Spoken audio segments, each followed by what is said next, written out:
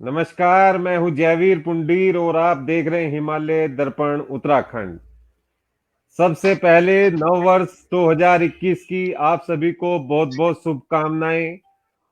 नव वर्ष 2021 बहुत अच्छा रहे, खुशहाल रहे, हम सभी के लिए, पूरे देश के लिए और पूरी दुनिया के लिए और हमारी देवभूमि के लिए। तो आज जो बड़ी चर्चा है, सबसे पहले आप सभी का बहुत बहुत स्वागत है। सबसे पहले परिचय करा देता हूं, रतनमणि डोभाल जी हैं और आप इस समय हरिद्वार में हिमालय दर्पण उत्तराखंड के प्रभारी हैं। आपका बहुत बहुत स्वागत है। नव वर्ष में नई शुरुआत हिमालय दर्पण के साथ आपने की है, तो उसके लिए भी आपको बहुत बहुत शुभकामनाएं सर। और आज की बड़ी चर्चा में हमारे साथ जुड़ने के लिए आपका बहुत बहुत धन्यवाद। और दूसरे जो मेहमान हैं, विनय कुमार जी हैं, युवा हैं गुरु जी, मैं और आपको सुन नहीं पा रहा हूँ, आवाज नहीं आ रही। जी जी पत्रकार भी हैं और इसीलिए आवाज नहीं आ रही। युवा पत्रकार हैं। और तीसरे जो मेहमान हैं, सबसे पहले तीसरे मेहमान हैं गौतम खट्टर जी, ये भी पत्रकार हैं, युवा पत्रकार हैं और इस समय जागरूक, एक तरीके से जागरूक नागरिक भी कहा जा सकता है। दोनों जागरूक नागरिक हैं। और डोभाल जी वरिष्ठ पत्रकार होने के साथ साथ हिमालय दर्पण के साथ में जुड़े हैं, पहले भी हिमालय दर्पण के साथ में रहे हैं और आज फिर डिजिटल फॉर्म में भी हिमालय दर्पण उत्तराखंड के साथ में जुड़े हैं। नेटवर्क का इशू है उनके साथ में, शायद उन तक आवाज नहीं पहुंच पा रही है। और आज की जो बड़ी चर्चा है उसका विषय की अगर बात करें, विषय की बात करते हैं युवा पत्रकारों से, नई ऊर्जा के साथ, नई उमंग के साथ और नए हर्षोल्लास के साथ। तो आज का जो कार्यक्रम है, बड़ी चर्चा रखी गई है क्योंकि सब लोग फेस्टिव मूड में हैं। गौतम जी भी आराम की मुद्रा में थे, सभी लोग आराम की मुद्रा में हैं, थकान बहुत हो रखी है। तो आज की जो बड़ी चर्चा रखी गई है, क्योंकि नया साल है, नई उमंग है और सबसे बड़ी जिम्मेदारी है इस समय उत्तराखंड पर, हमारे राज्य पर, महाकुंभ की। महाकुंभ 2021 की जो 12 साल बाद होता है, तो उसकी किस तरीके से तैयारियां चल रही हैं और क्या वो संतोषजनक है या नहीं है, उन्हीं पर आज हमारी चर्चा केंद्रित रहेगी। तो सबसे पहले विनय जी, 2021 के कुंभ की अगर बात करें तो क्या देखते हैं? पहला स्नान 14 जनवरी को होना है, तैयारियों की किस तरीके से आप देख रहे हैं, क्या चल रहा है? जी विनय जी, आपसे शुरुआत।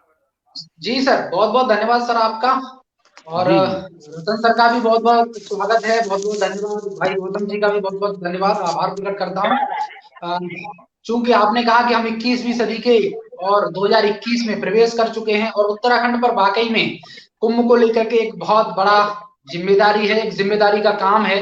क्योंकि संस्कृति का एक केंद्र है हमारा उत्तराखंड और पूरे विश्व की निगाहें जी। उत्तराखंड पर हैं, उत्तराखंड में भी धर्म नगरी हरिद्वार पर। और ऐसे समय में हम्म। चूंकि 14 जनवरी, अब समय बहुत कम बचा है, 2 हफ्ते का भी समय नहीं है हमारे पास। और ऐसे समय में मैं समझूंगा कि इसकी एक पूरी, अगर हम एक दृष्टिकोण इस पर डालें, अगर इसकी हम एक विवेचना करें, तो हमें पता चलता है कि इसकी तैयारियों को लेकर के हम बहुत किसी खास मकसद पर, किसी खास लक्ष्य पर नहीं पहुंच पाए। इस बात की हम पुष्टि इसलिए कर रहे हैं, इसलिए कह रहे हैं कि प्रयागराज में जो कुंभ हुआ था, वहां पर जो तैयारियां करी गई थी, उसको लेकर के इस कुंभ में हमें बहुत सारी चुनौतियां हैं। चुनौतियां इस बात को लेकर के हैं कि हर देश के हर कोने कोने से लोग आएंगे। पहले तो उनके ठहरने को लेकर के, उनके रहने की व्यवस्थाएं क्या हैं। दूसरा, उसकी स्क्रीनिंग की व्यवस्थाएं क्या हैं। कोविड की जांच किस तरीके से करना है, जो लोग पॉजिटिव आते हैं उन लोगों के लिए क्या प्रबंध किए गए हैं, प्रबंधन की दृष्टि से एक बड़ा प्रश्न है। तो मैं समझूंगा कि ग्राउंड स्तर पर अब तक जो काम का अवलोकन करें, तो वो जयवीर जी, सिर्फ और सिर्फ जो काम हुआ है वो कहीं ना कहीं सफाई पर अधिक बल दिया गया है, किस तरीके से स्वच्छता का वहां पर ध्यान रखा गया है। पेंटिंग्स हो रही हैं, पेंटिंग्स को लेकर के काम बड़े स्तर पे चल रहे हैं। लेकिन जो महत्वपूर्ण, जी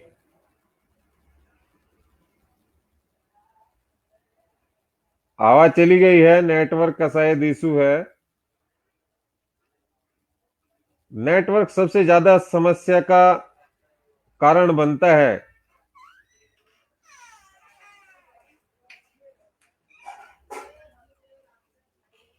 गौतम देखा जी, था हरिद्वार के उत्तराखंड में खंड में, विनय तो जो हमारे जी, मेला अधिकारी जी जी जी। हैं उनकी तरफ से एक सार्वजनिक तौर पर रिपोर्ट जारी होनी चाहिए, और उस कमेटी के अंदर कितने लोग हैं उनको एक हफ्ते के अंदर रिपोर्ट जारी करके इस बात की पुष्टि करी जानी चाहिए कि हमने इन इन पैमानों पर व्यापक स्तर पर कार्य कर लिया है, और हम एक सार्वजनिक तौर पर लोगों को यह आश्वस्त करना चाहते हैं कि यहाँ पर जी। आने वाले देश देश दराज से लोगों को कोई दिक्कत नहीं होगी। तो इसकी एक रिपोर्ट एक सप्ताह के अंदर, क्योंकि अब तारीख नजदीक आ रही है, तो लोगों तक सौंपी जानी चाहिए कि हमने ये कदम उठाए हैं और इससे हम इस तरीके से इस समस्याओं से निजात पाने के लिए प्रतिबद्ध हैं।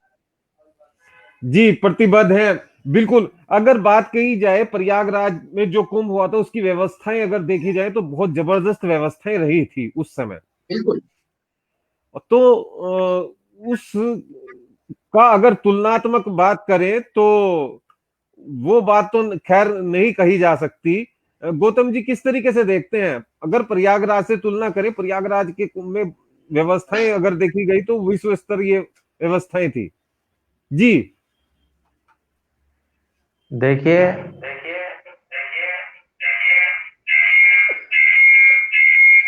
ठीक हो रही महाराज।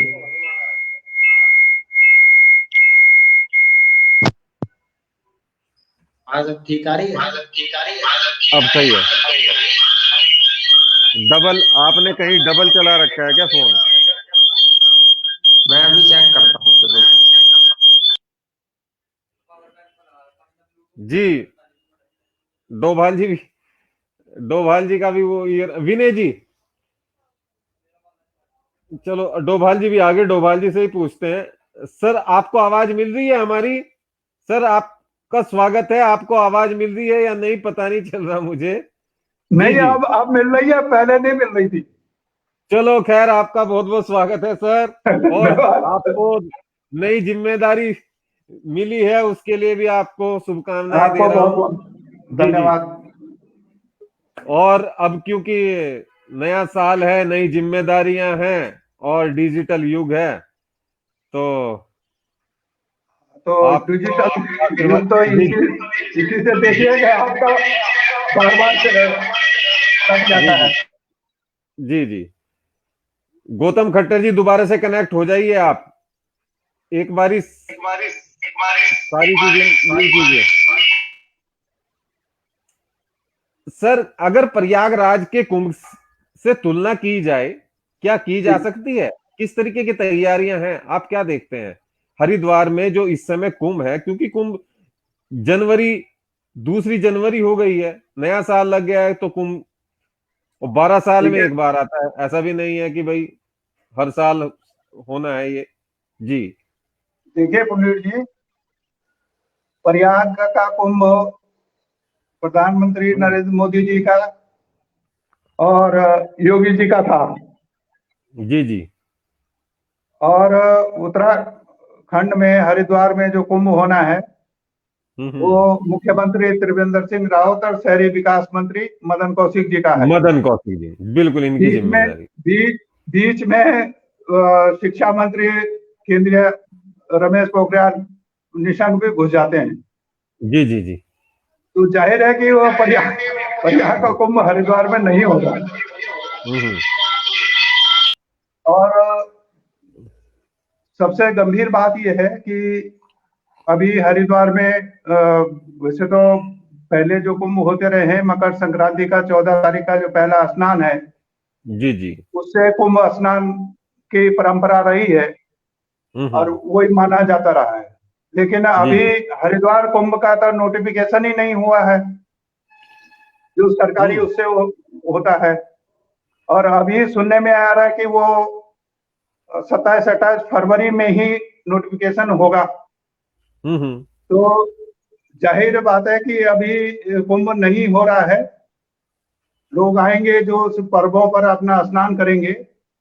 जी और जी इसलिए जो कुंभ के जो तैयारियां जो काम होना है वो अभी 2 महीने का समय जी वो जी, ले विलंब रहे से। हैं, जी जी जी। विलम्ब हो रहा है उनमें।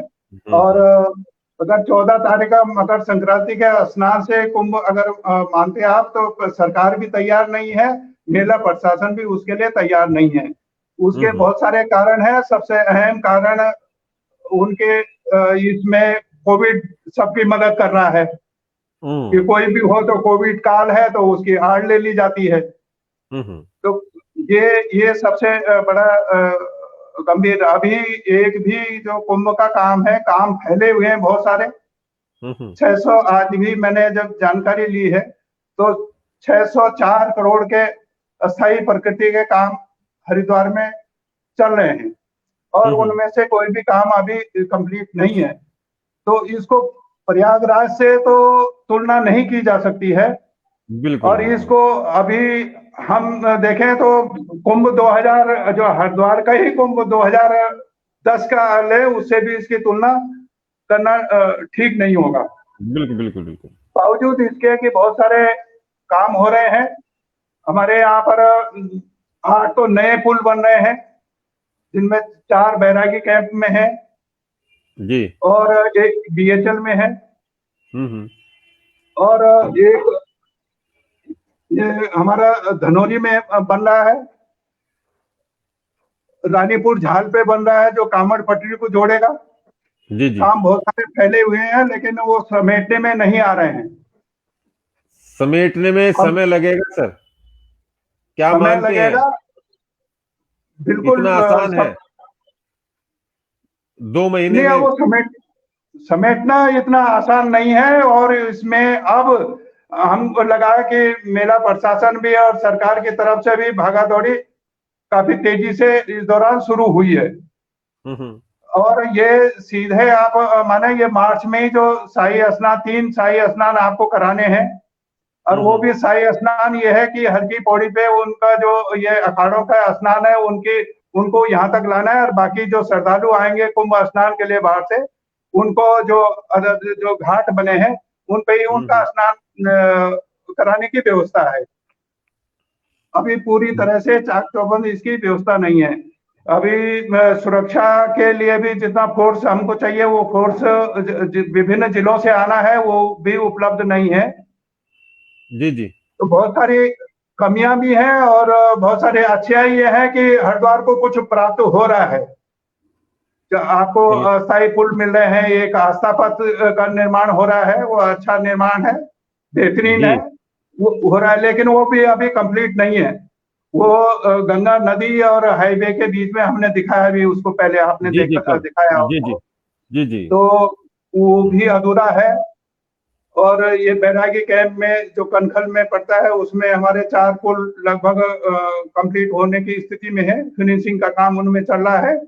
और पेंटिंग माई सिटी का काम भी शुरू कल शहरी विकास मंत्री ने शुरू करा दिया है कि जो तमाम पुल हैं और जो दीवारें हैं और एक गंगा फिनिशिंग का काम, जो गंगा किनारे के बिल्डिंगें हैं उनकी सजावट का, रंगाई पुताई का, सरकारी बिल्डिंग, ये काम तो चल रहे हैं। लेकिन ये निश्चित रूप से है कि ये कुंभ के लिए अभी प्रशासन तैयार नहीं है। ये जी, अभी तैयारियां अधूरी हैं, इसमें कोई शक नहीं है और समेटने में शायद समय लगे, लेकिन व्यवस्थाएं हैं तो शायद हो जाए। जी सर, एक चीज और भी जानना चाहेंगे और जितने दर्शक हमें देख रहे हैं वो भी जानना चाहेंगे, जितने साधु संत हैं या अखाड़े हैं उनका क्या मानना है शाही स्नान को लेकर, क्योंकि वो काफी एक उनमें आपस में भी एक वो हो जाता है, विवाद की स्थिति बनती है। क्या इस समय अखाड़ा परिषद का क्या रुख है, क्या मानते हैं वो सरकार की तैयारियों को लेकर, उनके अंदर किस तरीके की उनकी प्रतिक्रियाएं आती हैं अगर अंदरूनी बात की जाए तो? अब अखाड़ा परिषद में भी अध्यक्ष जो अखाड़ा परिषद के हैं वो उनकी अलग लाइन है और जो नरेंद्र गिरी जी का, और जो महामंत्री हैं जूना अखाड़े से हैं हरिगिरी जी का, वो अलग मत रखते हैं। नरेंद्र गिरी जी तो खुश नहीं है और हरिगिरी जी सरकार के व्यवस्था के साथ में वो भी ये मानते हैं, लेकिन सरकार ने अखाड़ों को तो इसलिए संस्तुत कर दिया कि भाई आपको 1-1 करोड़ रुपया हमने दे दिया है। तो वो 1-1 करोड़ रुपया अगर आप ले रहे हैं सरकार से जी तो जी उनका नाराजगी हो भी तो भी वो बहुत ज्यादा प्रकट करने की मैं स्थिति में नहीं है। सवाल मेरा इसीलिए था, घुमा फिरा के सवाल मेरा इसीलिए था कि ये बात सामने आए। ये सर, क्योंकि दर्शक हमारे हैं, हिमालय दर्पण उत्तराखंड के दर्शक हैं और उत्तराखंडी लोग हैं, तो सबके संज्ञान में बात रहनी चाहिए। कोई भी चीज छिपी नहीं होनी चाहिए। अगर क्या चल रहा है तो वो सामने आना जरूरी है। पर्दे के पीछे का खेल क्या होता है, कई बार ये समाचार प्रकाशित हुआ है, लेकिन भूलने की आदत है हमें ना। 2020 की बात थी, लेकिन 2021 में हमने सोचा कि एक बार याद जरूर करा दें, तो कार्यक्रम के हिसाब से। और जितने दर्शक हमें देख रहे हैं भाई, कृपया करके सबसे ये विनती करता हूं कि हमारी जो वीडियो है प्लीज उनको शेयर भी करें, जिससे कि ज्यादा से ज्यादा लोगों में ये चर्चा जो है फैलनी चाहिए। और उसका माध्यम सिर्फ आप है। एक क्लिक करिए आप शेयर पर, और जैसे ही आप क्लिक करेंगे तो शेयर हो जाएगी वीडियो और ज्यादा से ज्यादा लोगों तक पहुंचेगी बात। तो सर एक चीज और, विनय जी आऊंगा आपके पास भी। एक चीज और है, कितने अखाड़े हैं जिनको ये धनराशि सरकार के द्वारा प्रदान की गई है, और उसका उद्देश्य क्या रहा कि ये जो धनराशि है वो दी गई है, इसलिए दी गई है, जबकि अखाड़ों के पास में पैसे की कमी नहीं है, अथाह पैसा है। अखाड़े तो सरकार को देते रहे हैं, अब ये जी, नई वो सरकार, बिल्कुल परंपरा सरकारों की सहायता चली है करते जी। अभी। ये पहली, जी जी शायद पहली बार कोविड होगा। जी जी, ये शायद पहली बार होगा कोविड मेरे सुनने में आया जी है कि अगर अखाड़ों को सहायता दी गई, अखाड़े उल्टा सहायता कर दे हैं सरकार की। जी, जी आप क्या मानते बिल्कुल।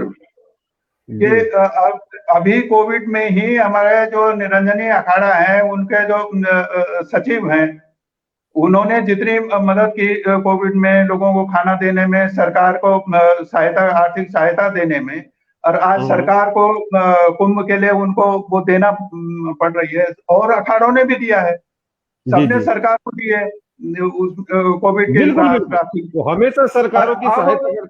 जी जी। अब सरकार उनको सहायता दे रही है, उसका हम्म कारण यही है कि उनको संतुष्ट रखना, शांत रखना, कि हम्म ये जो व्यवस्थाएं सरकार ठीक ढंग से अभी तक नहीं कर पाई है, तो हम्म, सरकार वो धुनी ना जमा दे, वो ना उखड़ जाए, संत जी जी वो शांत रहे। जी उनको शांत करने के लिए एक एक, अब ये 7 मुख्य रूप से इस पे भी झगड़ा है।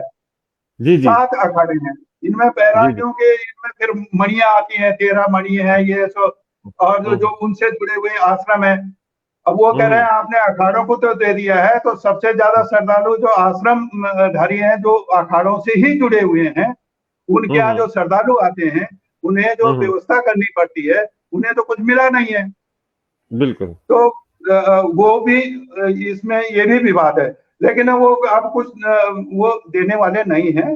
सिर्फ यही है जो अखाड़ों को इन्होंने काफी हद तक, और पूरा मेला प्रशासन सुबह शाम अखाड़ों में घूम रहा है। शहरी विकास मंत्री लगातार उनके संपर्क बनाए हुए हैं, ताकि वो कोई ऐसी बात ना कह दे जो सरकार के खिलाफ में जा रही हो। खिलाफ तो में वो जा, उनका चलिए। अपना एक मैनेजमेंट है।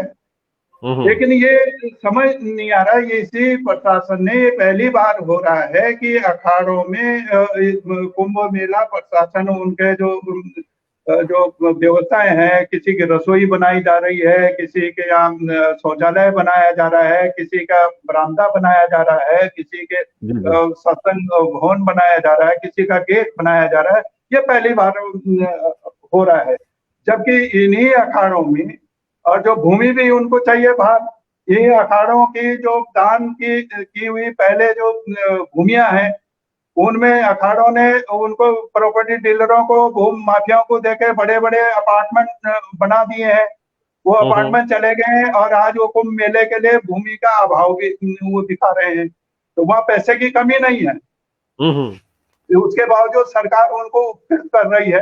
तो उसके पीछे उसका अपना स्वार्थ है। और जो श्रद्धालु को जो आना है, जो पुण्य भूमि है, तपो भूमि है, जिसमें कहते हैं कि परमा, विष्णु और महेश के पावन भूमि है, उनके चरण स्पर्श हुए हैं। और भगवान शंकर भी यही, उनके ससुराल भी यही है, वो यही बिल्कुल बिल्कुल ब्याहे गए थे। माता पार्वती जी का, उन्होंने भी तपस्या यही की, वो गौरीकुंड भी यही विराजमान है। जी जी जी ये सारी चीजें हैं, बहुत महत्वपूर्ण है। बहुत आपने बहुत अच्छा विषय इसमें लिया है। इसको और विस्तारित करने की जरूरत है कि अभी अगर नहीं हम करते हैं, ये अब नया कोविड का खतरा आ गया है। अभी जी जी कोविड का 1000 बेड का अस्पताल बनना है, ये है, लेकिन वो कब बनेगा? हमने पिछले 24 सेक्टर में बनाए हैं। मेला प्रशासन फाइनली ये कर लिया है कि 24 सेक्टर होंगे। 24 सेक्टरों में अस्थायी अस्पतालों की व्यवस्था होनी है और कैंपिंग की व्यवस्था होनी है, लेकिन वो अभी होनी है, हुई जी नहीं। जी अभी अभी होनी है। आऊंगा सर आपके पास में, क्योंकि बहुत सारे दर्शक देख रहे हैं और आज इस मूड में भी हम नहीं हैं कि पहला कार्यक्रम है साल का और आलोचना सरकार की ना की जाए। तो कोशिश अभी यही रहेगी, आने वाले समय में जैसे जैसे आ, होगा उसी के हिसाब से कार्यक्रम करेंगे, क्योंकि नया साल है तो थोड़ी थोड़ी सी हल्की फुल्की बात रखेंगे। मुद्दे बहुत हैं, इसी के अंदर बहुत खामियां भी हैं। और एक हमारे दर्शक हैं राजेंद्र प्रसाद जोशी जी हैं, आपका स्वागत है जोशी जी। और वो लिख रहे हैं 2010 के 180 करोड़ रुपए के कुंभ घोटाले की बात भी की जाए। जी ये भाई साहब 2010 और 2000 जी, तो वो पुराना मुद्दा हो गया।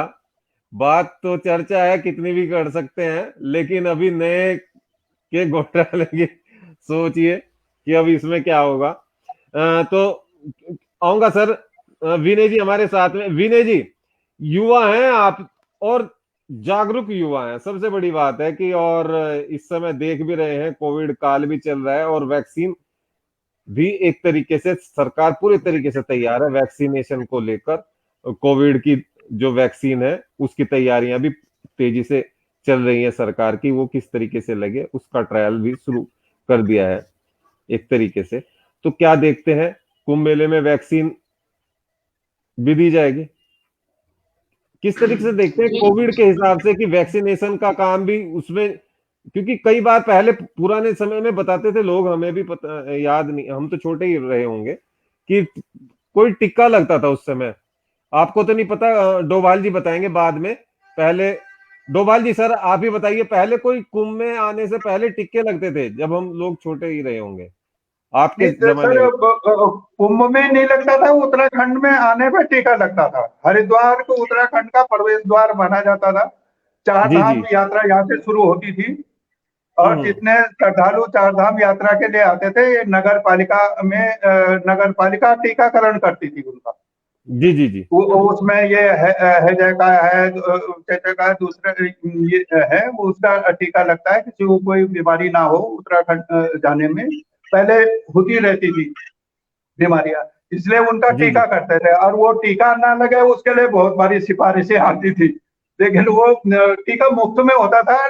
नगर पालिका जो जी जी सैनिटरी जी इंस्पेक्टर है और मुख्य स्वास्थ्य अधिकारी हैं डॉक्टर, वो लगाया करते थे। ये जी जी उत्तराखंड के प्रवेश द्वार में, यहाँ से टीकाकरण के बाद ही इजाजत मिलती थी कि आप यात्रा पर जा सकते जी हैं जी सही बीमारियों के बात है। लिए। तो उसी तरीके से क्या टीका इस बार कुंभ में लगना शुरू हो जाएगा, अब ये वैक्सीनेशन का काम? जी जी ये भी अब एक पहले सवाल है। नहीं, जी टीका जी तब लगेगा ना, पहले भारत सरकार से टीका आएगा।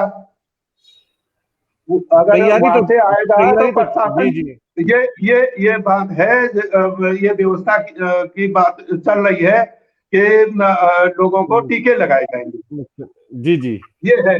लेकिन वो टीके के लिए वो व्यवस्था नहीं है हमारे पास। अभी आपके पास कोई ना फार्मासिस्ट नहीं है टीका लगाने के लिए, डॉक्टर नहीं है आपके पास उसको बताने के लिए, आपके पास फोर्स नहीं है, बिना उसके भी टीका नहीं लग पाएगा। आप चेक जी पोस्ट जी पे कहीं अगर लगाएंगे तो आपको वो व्यवस्था करनी है, लेकिन लगना चाहिए, वो तो अच्छा है और ये प्लान में है। जी, प्लान में, मैं वही पूछ रहा था कि प्लान में है हाँ, या नहीं है। जी जी प्लान में है। जी जी। विनय जी। जी सर।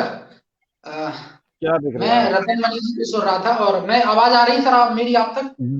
बिल्कुल आ रही है जी आ रही आवाज। है, आ रही है। और रतन मनी जी, उन्होंने बहुत सारी महत्वपूर्ण बिंदुओं पर प्रकाश डाला, बहुत सारे प्रसंगों को उन्होंने उठाया जो जायज थे, जिन पर बात चर्चा करनी चाहिए थी। और चूंकि हिमालय दर्पण दर्पण का अर्थ ही होता है आईना दिखाना, और पर्दे के पीछे की वो हर चीज, वो हर खबर जी लोगों तक, जनता तक सरल और सुगम माध्यम से पहुंचाना, तो उसके लिए कहीं ना कहीं एक बहुत बड़ा प्लेटफॉर्म है। और आप लोग कुंभ को लेकर के एक सार्थक चर्चा कर रहे हैं, और इस सार्थक चर्चा में मुझे बोलने का अवसर दिया है। मैं दो तीन महत्वपूर्ण बातें कहना चाहूंगा। एक तो जी धर्म का जो कार्य होता है, जो धर्म क्षेत्र का जो कार्य होता है, वो प्रशासनिक व्यवस्थाओं से बिल्कुल अलग होता है। क्योंकि अभी जैसे अंजनी अखाड़ा हो गया, जितने भी अखाड़े हुए, जूना अखाड़ा हो गया, अखाड़ा पीठ ने स्पष्ट तौर से ये बात कह दी कि हम स्वायत्त हैं इस बात को लेकर के। जब सरकार ने ये कहा था कि हम कुंभ की तारीखों को मार्च अप्रैल में ले जाएंगे, जब बढ़ाने की बात कही, तो उन्होंने कहा कि ठीक है, अगर सरकार अगर इसके लिए प्रतिबद्ध नहीं है, वो असमर्थ है, तो हम स्वतंत्र अपने आप में ये स्वायत्तता का अधिकार रखते हैं कि हम कुंभ को स्वयं अपनी दम पर करा सकते हैं। चूंकि आज पहला दिन है, तो हम इसको लेकर के कोई आलोचना नहीं कर रहे हैं किसी सरकार बिल्कुल की या बिल्कुल प्रशासन की बिल्कुल आलोचना नहीं कर रहे, लेकिन हम्म, हम बात को एक सार्थक तौर पर, क्योंकि कुंभ का होना बहुत जरूरी है। और मैं समझूंगा, देखिए वैक्सीन को लेकर के जहां तक बात करी, भाई साहब ने अभी कहा वैक्सीन को लेकर के, चूंकि अब इस बात को कहे हम इसलिए रहे कि वैक्सीन का आना भी एक महत्वपूर्ण है। जब 2021 में हम कुंभ की तैयारियां कर रहे हैं, तो ऐसे समय में ऑक्सफोर्ड यूनिवर्सिटी में कुंभ की वैक्सीन को लेकर के सबसे तेजी से काम चल रहा था, और कहा कि वहां से वैक्सीन आने वाली है, लेकिन किसी कारणवश वो ट्रायल्स फेल हो गए। भारत के भी बहुत सारे संस्थान ऐसे हैं आयुष मंत्रालय जी के सहयोग से, जो वैक्सीन के कार्य को तेजी से आगे बढ़ाने के लिए प्रतिबद्ध है, और सरकार भी चाहती है कि जल्द से जल्द वैक्सीन आए। लेकिन इसमें एक बिल्कुल सबसे बड़ी बात जो मैं जोड़ना चाहूंगा, एक युवा होने के हम्म, नाते हमारा राष्ट्र के प्रति नैतिक दायित्व बनता है कि हम कम से कम जो जायज बात है उसको कह सकते। अभी 22 के अभी इलेक्शन जो हुए, 2020 के जो चुनाव थे, आपने चुनावों को देखा होगा, चाहे वो बिहार हो गया या जी पश्चिम बंगाल के चुनाव को लेकर जिस तरीके से तैयारी चल रही है, एक पॉलिटिकल माहौल चल रहा है। उत्तराखंड की भी तैयारियां चल रही हैं, सारी पार्टियां चुनाव प्रचार प्रसार में लगी है, और सरकार भी पूरी प्रतिबद्धता दिखा रही है, पूरा फंड लगा रही है। लेकिन जब बात धर्म की हो रही है, उत्तराखंड की धर्म नगरी से, तो कहीं ना कहीं सरकार अगर हाथ पीछे खींच रही है, तो मैं समझूंगा कि इसमें कहीं ना कहीं तो लापरवाही बरती जा रही है। ये आचरण आचरण आलोचना की दृष्टि से मैं बात नहीं कह रहा हूं, लेकिन मैं बात इसलिए कह रहा हूं कि ये धर्म का काम है, एक अनुष्ठान का काम है, और हम सब लोग एकजुट हो जाएं, एक मंच पर आ जाएं। क्या हम ये कुंभ के आयोजन को बहुत अच्छे ढंग से नहीं करा सकते? पूरे विश्व में एक मैसेज हम दे सकते हैं कि धर्म कुंभ को लेकर के जो हरिद्वार धर्म नगरी में जो अनुष्ठान का कार्य हुआ, वो बहुत व्यापक स्तर पर हुआ और बहुत अच्छे तरीके से कर लिया गया, उसमें कोई दिक्कत नहीं हुई। और मैं तो ये कहूंगा कि संत परंपरा को बखूबी आता है, जितने भी जूना अखाड़ा के महामंडलेश्वर है, और पूरे भारत, क्योंकि पूरे विश्व की सबसे बड़ी एक जो आध्यात्मिक शक्ति का केंद्र है वो हरिद्वार है। और संत जी परंपरा को मैं नहीं समझता हूं कि किसी भी प्रकार की कोई दिक्कत होगी तैयारियों को लेकर के। और जैसे मैंने पहली शुरू में ये बात जोड़ी कि हमारे जो मेला अधिकारी हैं, जो शासनिक प्रशासनिक व्यवस्था है, इसके लिए प्रतिबद्ध है, उनको जल्द से जल्द एक कमेटी बना करके कम से कम उत्तराखंड की जनता को, और जो लोग आ रहे हैं उनको आश्वस्त कर देना चाहिए, और अपनी एक रिपोर्ट सौंपनी चाहिए कि हम पूरी तरीके से जिम्मेदारी लेने के लिए प्रतिबद्ध हैं, और हम चाहते हैं कि आप आइए, और हरिद्वार के द्वार आपके लिए खुले हुए हैं, कुंभ में किसी भी प्रकार की दिक्कत नहीं होगी। हमें लोगों को ये भरोसा दिलाना होगा, लोगों का भरोसा जीतना होगा, जिससे कि यहाँ आने पर भी लोगों को संकोच ना हो। आज बहुत सारे लोग संकोच कर रहे हैं, क्योंकि एक मैसेज जा रहा है कि पता नहीं कुंभ में क्या तैयारियां होंगी, कोविड के दौर से गुजर रहे हैं, किस तरीके की बिल्कुल बिल्कुल तैयारियां होंगी, है कि नहीं? तो भाई आस्था के नाम पर जब लोग डुबकी लगाने के लिए आएंगे, तो उनके लिए खासा इंतजाम भी सरकार के होने चाहिए, प्रशासनिक व्यवस्थाओं के होने चाहिए, और संत समाज भी। क्योंकि देखिए 1,000 करोड़ रुपए का फंड एकत्रित हुआ है, चूंकि भौगोलिक परिदृश्य एकदम बिल्कुल विपरीत है। जैसे प्रयागराज को लेकर के बात चल रही थी, तो प्रयागराज में क्या था कि एक समतल भूमि थी, स्पेस बहुत अधिक था। यहाँ पर स्पेस की बहुत बड़ी कमी है। अभी देखा गया होगा कि पार्किंग की भी उतनी समुचित व्यवस्थाएं नहीं है, लोगों के रहने के लिए निवास की भी उतनी समुचित व्यवस्थाएं नहीं है। भौगोलिक परिस्थिति विपरीत है तो सरकार के लिए भी चुनौती है, लेकिन इस चुनौती से निपटा भी जा सकता है पुराने जो है कि अनुभवों के आधार पर। मैं तो कहूंगा कि एक्सपर्ट को भी इसमें मदद मिल सकती है कि आप एक्सपर्ट की इसमें राय ले सकते हैं कि अब तक भारत के प्रदर्शन में जितने भी कुंभ के मेले हुए, आयोजन हुए, उन आयोजनों से किस तरीके से उन एक्सपर्ट ने निपटा है। तो मैं समझूंगा कि कोई जयवीर जी कोई दिक्कत नहीं होगी। हिमालय दर्पण उत्तराखंड के माध्यम से मैं पूरे दर्शकों को ये बात बताना चाहता हूं, और हम चाहते हैं कि कुंभ हो, भव्य तरीके से हो और सरकार अपनी पूरी प्रतिबद्धता दिखाए। जी, भव्य और दिव्य कुंभ की बात अगर की जाए, डोभाल जी के पास आऊंगा। सर, जिस तरीके से देखने में आता है कि शुरुआत में ही एक साल पहले से प्रचार प्रसार कुंभ को लेकर शुरुआत की जा रही, पहले से हो रही थी। कई सरकारों में हमने देखा है कि होल्डिंग है, बहुत सारे प्रचार के माध्यम है। महाकुंभ 2021 को लेकर बसों को पेंट किया जाता था। इस तरीके से कहीं इस तरीके की तैयारी इस बार नहीं दिखाई दी। महाकुंभ की तैयारियां जिस तरीके से होती थी, तो अभी सरकार उस हिसाब से कहीं जिक्र जैसा भी नहीं दिख रहा है। नहीं, उसके लिए तो हम ये देखिए कि हमें ये उम्मीद थी कि इस बार वास्तव में बहुत अच्छा कुंभ होगा। सरकार ने दिसंबर 12 दिसंबर जो तत्कालीन मुख्य सचिव थे उत्पल कुमार जी, 12 दिसंबर 2019 को उन्होंने 18 को पहले कुंभ मेला बैठक की थी हर मेला भवन में, सीसीआर में, जिसमें विभागों के कार्य योजना वगैरह विकास कार्यों के लिए ली गई थी, व्यवस्थाओं का सारा किया। 1200 करोड़ के वो पहला ड्राफ्ट बना था, और वो चलते चलते और तब ये लग रहा था कि ये जल्दी हम इस बार पहले से बेहतर करेंगे। हमें हरिद्वार के लोगों को किसी से सीखने की जरूरत नहीं है, हरिद्वार से लोग सीखते रहे हैं। ये धार्मिक नगरी है। यह हम ये कह रहे हैं कि आप ये व्यवस्था नहीं भी करें तो लाखों श्रद्धालु वो गंगा के लिए आने हैं, वो आपकी व्यवस्थाओं के लिए नहीं आने। व्यवस्था तो आपकी मजबूरी है, आपने दिखाना है कि हमने आपके स्वागत के लिए ये किया है। लोग तो आएंगे, श्रद्धालु आएंगे या स्नान करने पर्वों पे आएंगे, आप हुक्म कहिए न कहे उन्होंने आना है। ये तो प्रशासन को, सरकार को अपनी व्यवस्था करनी है कि कैसे ज्यादा से ज्यादा वो श्रद्धालुओं को सुविधा दे सके, उनके आवागमन की व्यवस्था हो सके। अब इसमें आप मजाक में नए उसमें लोगों ने वो कमेंट किया हमारे मुख्यमंत्री जी और शहरी विकास मंत्री जी के नाम से। ये तुलसी चौक पे एक बड़ा बैनर लगाया गया है, उस पे लिखा है कुंभ हरिद्वार ईश्वरीय निमंत्रण दे रहे हैं। जी। कुंभ लोग श्रद्धालुओं के लिए तो ईश्वरीय निमंत्रण भी पहली बार, ये चर्चा का विषय भी है कि पहली बार ईश्वरीय निमंत्रण दिया जा रहा है। ईश्वरीय निमंत्रण कई रूप में देख रहे हैं, तो एक तो ये चल रहा है कि उसका क्या मतलब है, पहली बार ऐसा निमंत्रण वो दिया। लेकिन ये पहले हमने जब पीछे जब हुआ था तो 1 साल पहले से लोग प्रचार प्रसार करते थे, अखबारों के माध्यम से भी होता था, चिट्ठियां जाती थी सरकारों की तरफ से, दूसरी सरकारों से श्रद्धालुओं को, और जो पर्यटन विभाग के माध्यम से उसका प्रचार प्रसार होता था, श्रद्धालुओं को आमंत्रित करना होता था। जी, हम आपके स्वागत के लिए तैयार हैं कुंभ के लिए। लेकिन अभी तो सरकार को ये करना है कि वो उनको रोकना है श्रद्धालुओं को, कि श्रद्धालु कम से कम आए।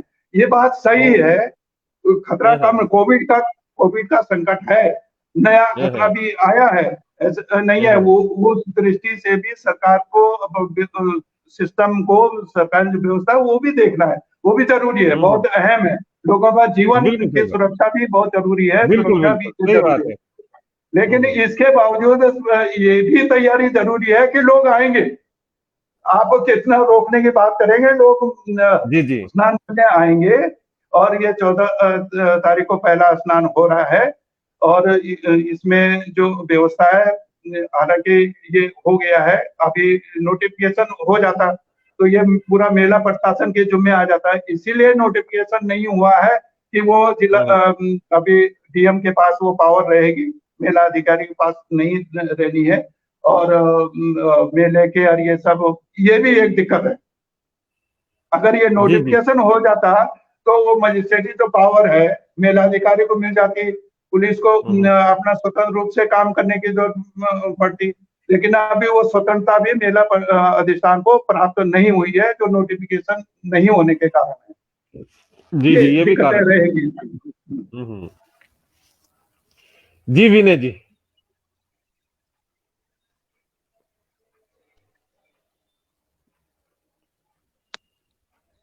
माइक। जी जी, आवाज आ रही है सर? जी आ रही है। मैं तो कहता हूँ सर कि इस बार एक, अगर आप चाहते हो, हेलो, जैसे अभी भाई साहब ने कहा, आप सर्वे करा लीजिए। अभी लोगों के अंदर जो उत्सुकता है, जो ऊर्जा है कुंभ को लेकर के, पूरे देश में आप सर्वे करा लीजिए। और ये न समझिए, सरकार भी ये न समझे सर कि बिल्कुल भी लोगों को ऐसा लग रहा है कि भाई कोविड है तो लोग नहीं आएंगे।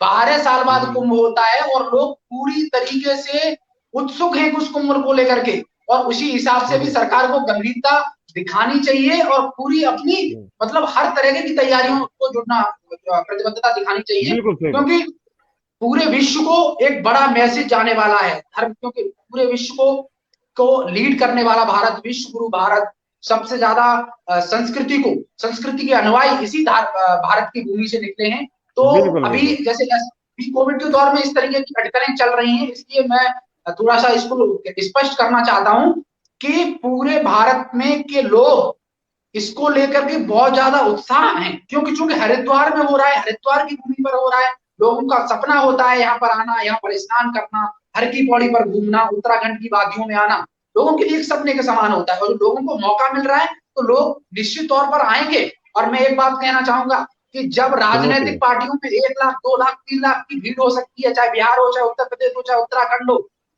वहां पर किसी भी प्रकार की कोई सोशल डिस्टेंसिंग नहीं है, उसमें कोई दिक्कत नहीं होती है। जी जी, क्या कह रहे हैं सर? उसमें किसी को दिक्कत नहीं होती है।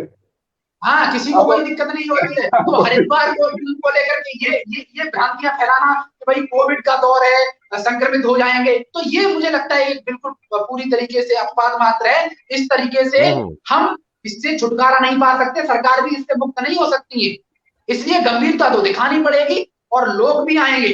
भाई हम अपने, जब हमारा काम होता है, जब सरकारों का काम होता है, तो उनके लिए अपने रूल्स रेगुलेशंस बन जाते हैं, उनका क्राइटेरिया निर्धारित हो जाता है, सब द्वार खोल दिए जाते हैं, सार्वजनिक स्थानों पर भीड़ एकजुट होती है, प्रचार प्रसार होते हैं। लेकिन कुंभ हो रहा है तो कुंभ को लेकर के आप अलग तरीके की रूपरेखा बना दें कि भाई इस टाइम से लोग नहीं आ सकते हैं, इस टाइम लोगों को दिक्कत होगी, इस तरीके के क्राइटेरिया आप निर्धारित नहीं कर सकते। स्वतंत्रता आपको देनी पड़ेगी, लोग आएंगे, पूरे देश से भीड़ उमड़ेगी, और मैं समझूंगा कि सरकार गंभीरता से ले और प्रशासन भी इसके लिए पूरी तरीके से प्रतिबद्ध हो, क्योंकि कोई आसान काम नहीं है। जयवीर जी, ये आसान काम, बिल्कुल सही बात है, ये आसान काम नहीं है, बहुत बड़ी चुनौती है सरकार के लिए और हम सबके। जी जी, सरकार के लिए क्या, हमारी भी जिम्मेदारियां हैं, मीडिया की भी जिम्मेदारी है, और इसको हमें निभाने की जरूरत है और सहयोग करेंगे सर, क्योंकि जी कार्यक्रम का जो समय है वो वैसे तो हमारा 1 घंटे का होता है, लेकिन आज थोड़ा सा सब लोग फेस्टिव मूड में हैं, तो और पहली चर्चा है वहां, और सबसे बड़ी बात है पहली चर्चा है साल की, और हमने शुरुआत की है महाकुंभ 2000। ये भी बड़ी बात है सर। एक चीज छोटी सी मैं जोड़ना चाहूंगा, पहले तो रतन जी को जो प्रभारी नियुक्त किए गए उनको बहुत सारी शुभकामनाएं। और आज एक विशेष दिन है, विशेष दिन पर कुंभ की तैयारियों को लेकर के हम लोग बात कर रहे हैं, एक सार्थक चर्चा कर रहे हैं, एक लक्ष्य की चर्चा कर रहे हैं। हिमालय दर्पण की मैं बात इसलिए करता हूँ क्योंकि मैं हिमालय दर्पण पसंद इसलिए करता हूँ कि इसका जो एक विजन है, इसका जो लक्ष्य है, जैसा कि प्रतीत होता है, दर्पण मतलब आईना, हम आईना दिखाते हैं जनता को, हम आईना दिखाते हैं सरकार को, हम आईना दिखाते हैं हर उस मुद्दे की, हर उस घटनाओं को जो कहीं ना कहीं छूट जाती हैं, जो कहीं ना कहीं दब जाती है।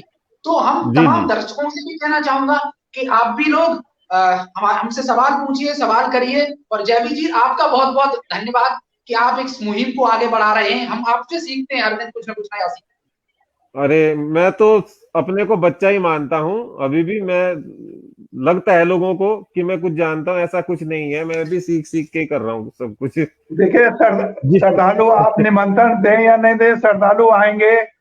जी जी और 12 साल से लोग इंतजार करते हैं कुंभ के। भाई ने, विनय जी ने ठीक कहा कि हरिद्वार का कुंभ और ब्रह्म कुंड में उनको स्नान करने का ये जिज्ञासा रहती है। लोग मन्नतें भी मांगते हैं। किसी जी का जी बच्चा होता है, किसी का कुछ होता है, किसी का मकान बनता है, घर बनता है, तो वो कुंभ तक इंतजार करता है कि हम कुंभ में जाएंगे, स्नान करेंगे। किसी का ब्याह शादी हो जाता है तो वो भी करता है कि हम कुंभ जाएंगे, स्नान करेंगे। तो ये सारी सनातन की अपना वो है, धर्म की परंपरा है। पद्धति है, तो वो जी उसमें लोग आएंगे। हाँ, ये अब सरकार की भी चिंता बड़ी है, मेला प्रशासन की भी चिंता बड़ी है कि लोग आएंगे, वो भी समझते हैं ये, और व्यवस्थाओं को समेटने में लगे हैं।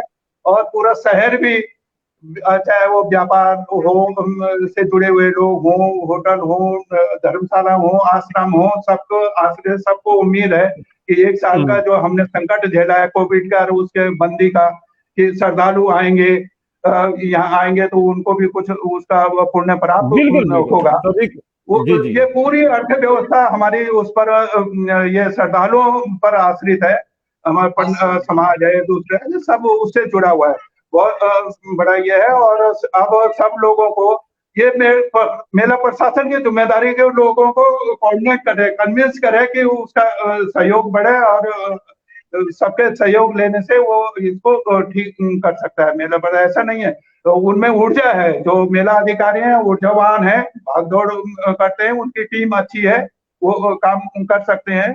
और जो कहा जा रहा है कि भव्य कुंभ करेंगे, वो किया जा सकती है उसकी व्यवस्था। जी लेकिन बिल्कुल। उसके लिए थोड़ा सा लोगों को समन्वय बनाने की जरूरत होगी। लोगों का सहयोग लेना पड़ेगा, व्यापार मंडल का, होटल का, आश्रमों का, सबका, हर नागरिक का, रिक्शे वाले का, तांगे वाले का, वो कैसे कैसे व्यवस्था होगी, क्या वो कॉपरेट कर सकते हैं, उसकी जरूरत पड़ेगी। जी, ये जिम्मेदारी सिर्फ सरकार की नहीं है, हम सबकी भी है। उत्तराखंड के प्रत्येक नागरिक की जिम्मेदारी है कि जो महाकुंभ है वो दिव्य हो, भव्य हो।